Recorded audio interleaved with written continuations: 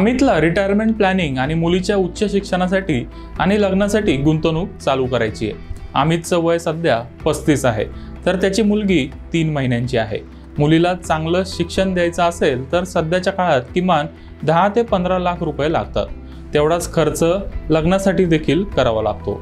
महागाईचा विचार केला तर पुढच्या 20 ते 25 वर्षानंतर उच्च शिक्षणासाठी आणि लग्नासाठी किमान 50 लाख रुपयाची गरज पडेल। म्हणजेच अमितला मुलीसाठी 25 वर्षानंतर 1 कोटींचा कॉर्पस जमा करावा लागेल। अमित एका प्रायव्हेट कंपनीमध्ये काम करतोय, त्यामुळे त्याला सरकारी पेन्शन मिळणार नाहीये। रिटायरमेंट नंतर लाईफस्टाईल चांगली ठेवायची असेल तर त्याला मोठा फंड जमा करावा लागेल। सर, तुम्हाला रिटायर व्हायला आणखी 25 वर्ष आहेत, पण त्यावेळेला महागाई खूप वाढलेली असेल, त्यामुळे तुमच्याकडे किमान 3 कोटींचा रिटायरमेंट फंड पाहिजे, असं अमितच्या आर्थिक सल्लागाराने त्याला सांगितलं।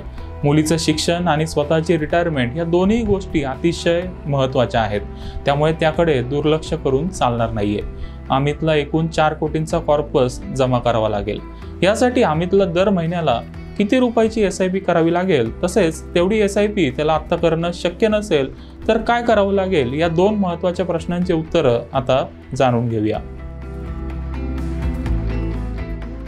अमितकडे गुंतवणुकीसाठी 25 वर्षांचा कालावधी आहे। या दरम्यान त्याला 4 कोटींचा फंड जमा करायचा आहे। त्याचा कालावधी मोठा असल्यामुळे तो इक्विटी फंड्समध्ये गुंतवणूक करू शकतो। इक्विटी फंडवर सध्या सरासरी 15% रिटर्न मिळतोय।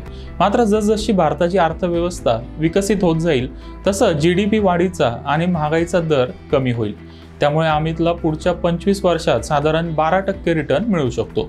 जर 12% रिटर्न मिळणार असेल आणि 25 वर्षानंतर 4 कोटींचा कॉर्पस जमा करायचा असेल तर अमितला दर महिन्याला साधारण 24,000 रुपयाची SIP आत्ता चालू करावी लागेल।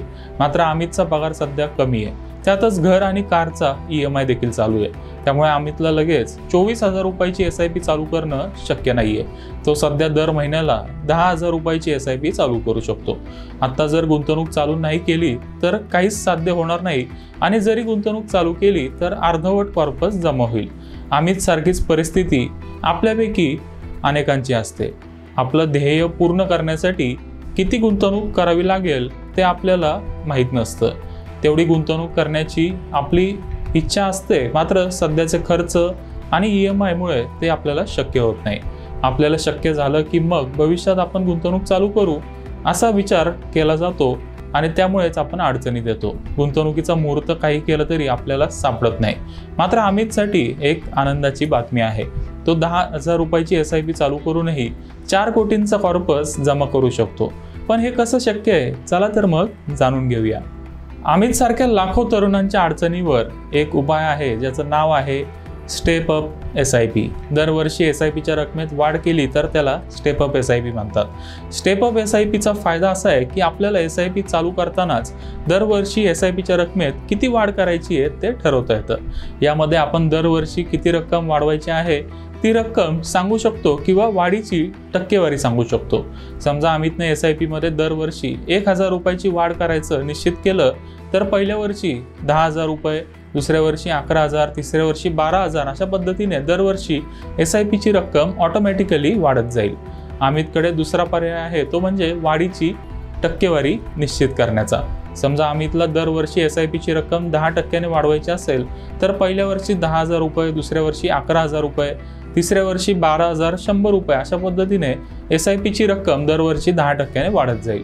समजा अमितने 10,000 रुपयाची नॉर्मल SIP चालू केली तर 25 वर्षानंतर त्याला 1,70,00,000चा कॉर्पस मिळेल।